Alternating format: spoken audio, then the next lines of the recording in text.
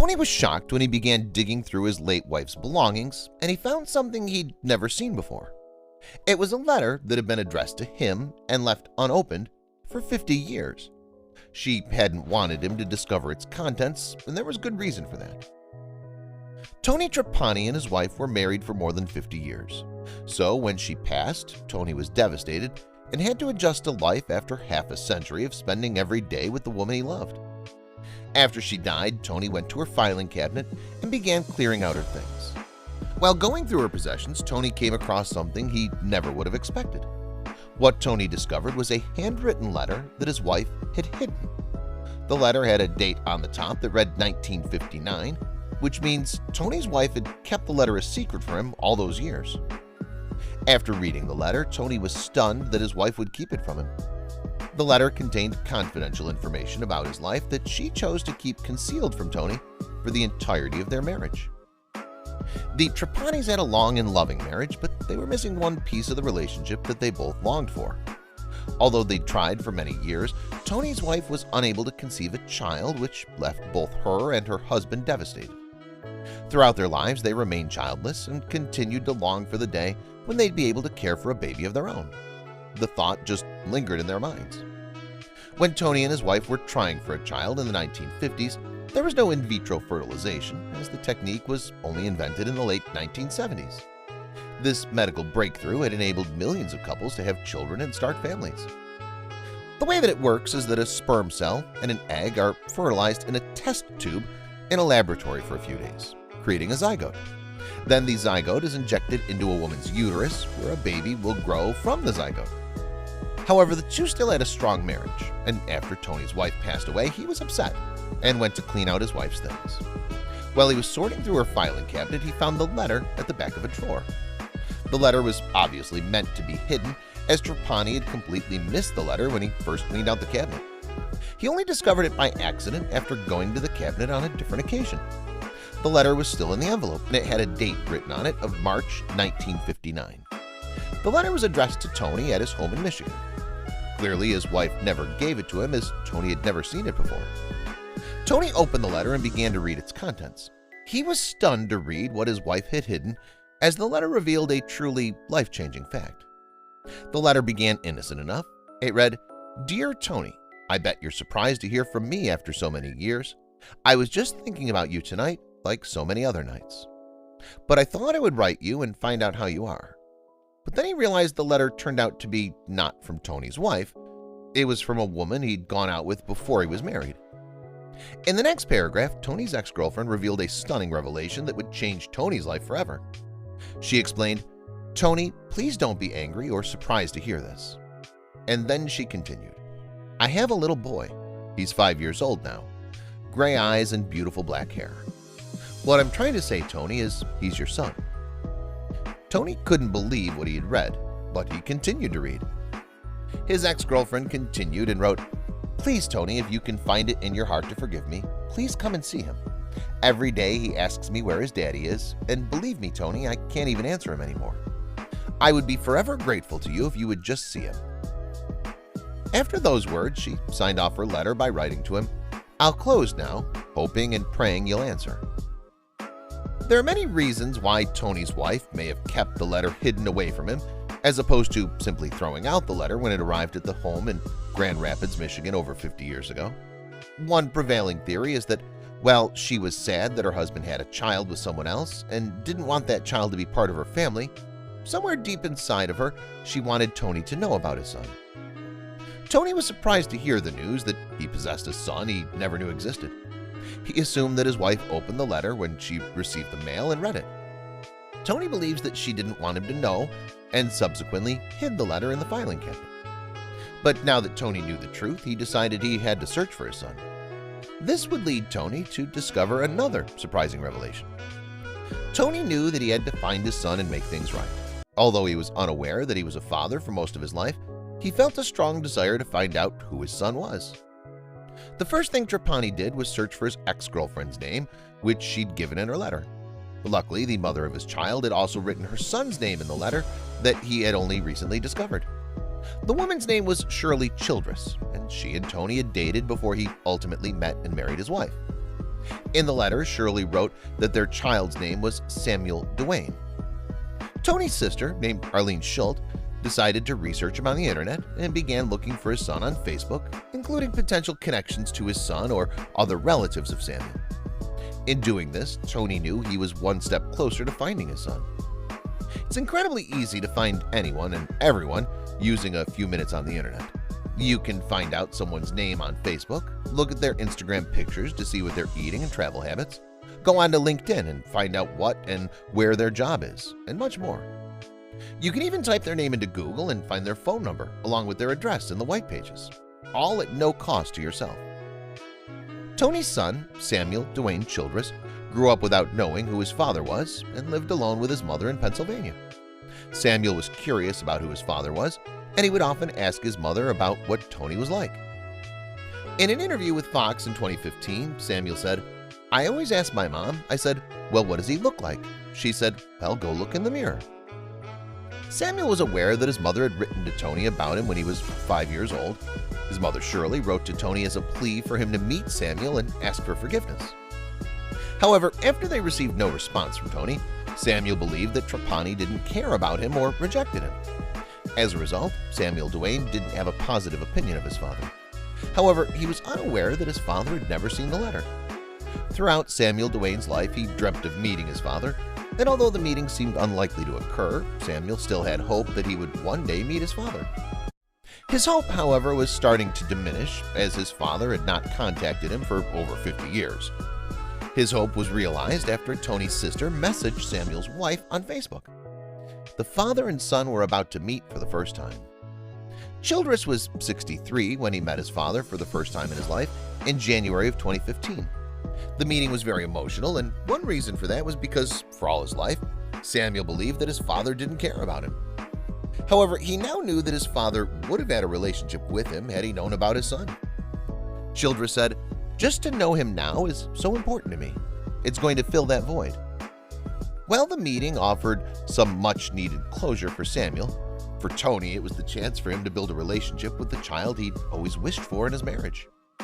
He and his wife could never have a child, but Tony never knew he was the father of a child all along. Trapani was very emotional in the first meeting and said, "He's my full son that I've had my whole life, but why my wife hid that letter is beyond me." The long overdue meeting was especially emotional for Tony.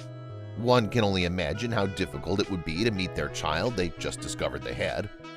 What made it even more devastating was the fact that Tony only met his son when he was 83 years old and had missed out on so much time with him. Tony couldn't understand why his wife would have kept this life-changing letter from him. When he was meeting his son for the first time, Tony was visibly emotional and was overwhelmed in the moment. Meeting his son was a very profound experience for Tony, and he felt like his dream of having a child was finally realized. When the interviewers asked Tony how he was feeling, Tony responded, "How does anybody feel when they have a newborn son?" The results of the paternity test took 2 weeks to come back, and in the meantime, Childress and Trapani were building a relationship and getting to know one another better.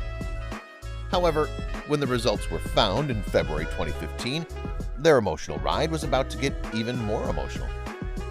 Neither Childress nor Trapani were prepared to hear the results of the paternity test. However, the father-son pair did not only want to rely on a letter to confirm their relation. Trapani and Childress decided that it would be beneficial for them to have a paternity test done to assert Shirley's assumption that Samuel was Tony's son. The two, however, were already convinced that they were indeed related and that Shirley Childress was correct. They both felt that they had a lot of time to make up after over 60 years of not knowing one another. Before the paternity test was to take place, news reporters sat down and spoke to the Childresses, as well as with Tony. Along with the couple and the potential father were Samuel and his wife Donna's 3 grown children, who themselves had never known a paternal grandparent. As Donna said, "To meet Tony and what I've known of Tony so far, and I know my husband, they're one and the same." Paternity tests are done in order to definitively determine that one man's genes are inside of another human.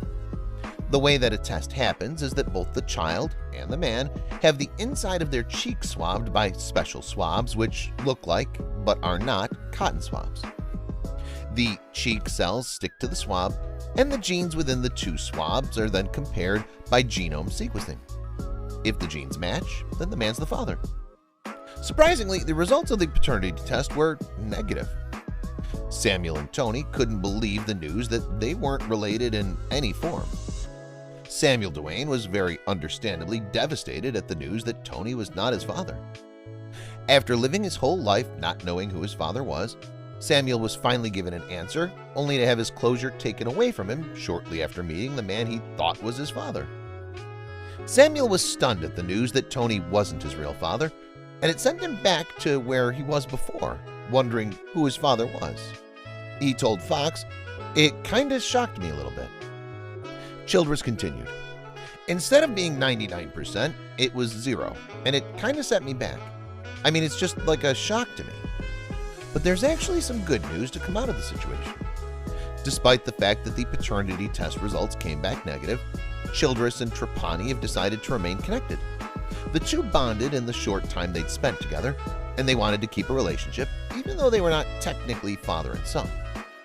Tony finally had the child he longed for, and Samuel found a father figure, and it didn't matter to them that they weren't actually related. Their relationship was so close that Childress even said that he didn't want to continue searching for his biological father. Tony became the father figure in Samuel's life that he was always looking for. He said in an interview, "I call him every day, and talking to him, he says the same thing about the result." Tony said to Samuel, "It doesn't matter what it says, I know you're my son." There were many ethical questions to be answered once it was discovered that Tony was not, in fact, the father of Samuel Childress. The fact of the matter is that Tony really wanted a son, while Samuel really wanted a father. While the relationship between the two is solely based on the fact that Tony dated Sam's mother at one point in the 1950s, the two men have formed a close bond and are willing to label each other as father and son. According to Tony Trapani's sister, Arlene Schultz, there's no real bond between Tony and Samuel. She says that the two were never really alone together, and that she's not sure that the bond that they're talking about is really that strong.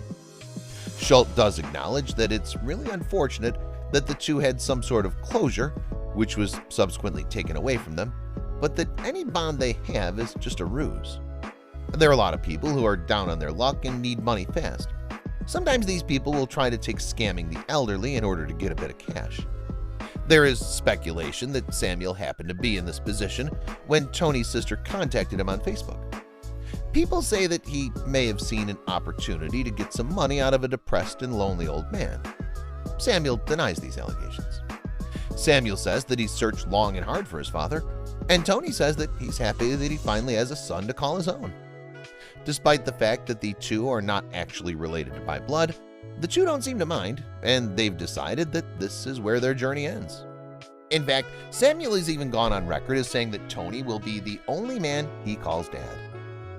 Arlene says that while she's happy for her brother and for Samuel for getting together, she doesn't believe that it's healthy for the two of them to continue to pretend to be father and son. In fact, she still has her suspicions about Samuel, and has said that she prefers that Samuel leave Tony alone. She believes that the two should separate. However, Samuel and Tony seem happy to have each other. In the end, isn't that what matters most?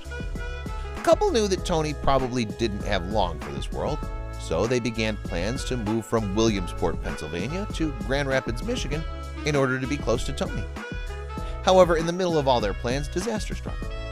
On the evening of June 23, 2015, Donna Childress was rushed to the hospital. She sadly didn't make it through the night and died the next day on June 24th, devastating Samuel. 2 years later, on March 11, 2017, Tony Trapani himself passed away at the age of 83. This was yet another shock to Samuel, who'd lost both his wife and his father in such a short period of time. Despite the fact that the two were not necessarily related by blood, the two found solace in each other and their relationship. While Samuel does still have his children, at least he was able to have some sort of a father figure for a short amount of time. One of the things about us as humans is that we always want to know our story. We want to know how we're connected, both to the greater whole, but also to which tribe and segment of humanity. It's for that reason that people who are adopted or only grew up with one birth parent very often try to find out about their biological progenitors. It's an innate human urge to know our history and where we fit in. According to an article published in Psychology Today, A marriage is more likely to be a happy one the more sons there are. In fact, if the firstborn child is a son, then the marriage is actually more likely to remain a happy one, even with the mother. A hypothesized reason for this is because a father will more likely want to be around to help raise a son in their image than a daughter. However, these results are not definite. Researchers from McGill University in Canada have discovered that growing up without a father can permanently alter the brain. Some of the things which they noticed is that people who grow up with a single mother are typically angrier and more aggressive than those who grow up with two parents, either together or divorced. There's also an increased risk that the child will have deviant behavior compared to their peers. The Big Brother and Big Sisters program is a program which has helped millions of children all over the world reach their full potential. The program sets up older mentors with at-risk youth in an attempt to keep the kids out of trouble and show them a new and better way to live. In fact, kids who go through the program are more likely to succeed, less likely to skip school, and less likely to try and abuse illegal substances. Disclaimer: some photos may be stock images used for illustration purposes only. The people or places in these photos are not to be associated with the story.